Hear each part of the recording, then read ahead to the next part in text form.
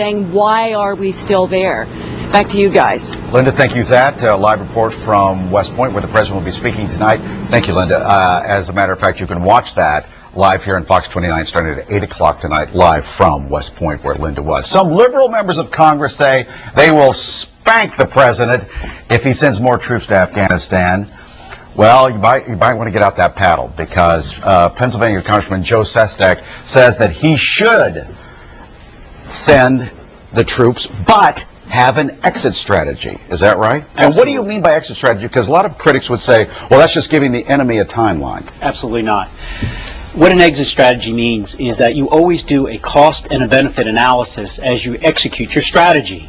You have benchmarks by which you measure it. And if it's successful, then you have a successful exit strategy. If you're measuring it and you're failing, then it means change the strategy to an alternative. Mm-hmm. For example, we may have to redeploy if we find the cost is more than the benefit, and have an alternative, probably less effective containment strategy by which we would watch with satellites and try to intercept Al-Qaeda as they move around. The key here is, and I was on the ground early in this war as head of the Navy's anti-terrorism unit, that it's no longer about Afghanistan. It's about Pakistan and the Al-Qaeda that have moved all of them to that area and have a safe haven.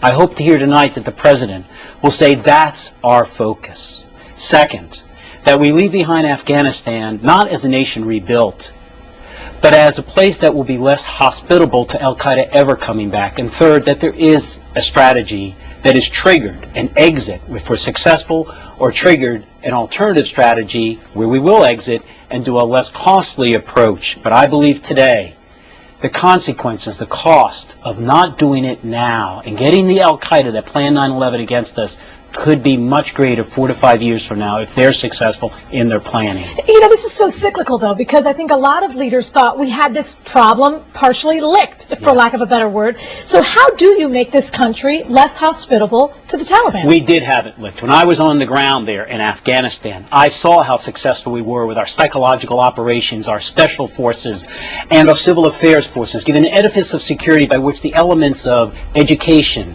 and economy could begin to grow society. Then we went to Iraq.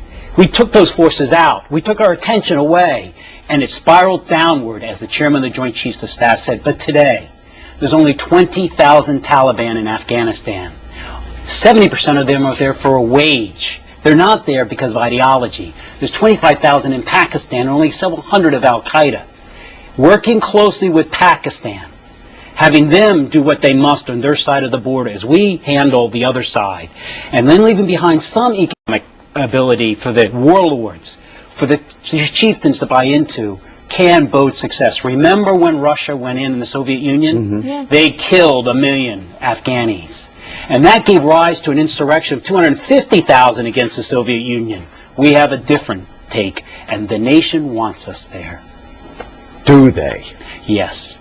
Do they really? Yes. When you go around and you have talked to these, and I went back on the ground again after I had my carrier battle when we'd done the retaliatory strikes, the individual people want stability.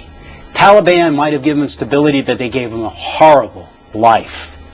They know Americans are going to do this well. That's why you have a counterinsurgency effort now, not counterterrorism. Counterinsurgency means you try to win their hearts and minds with a secure edifice.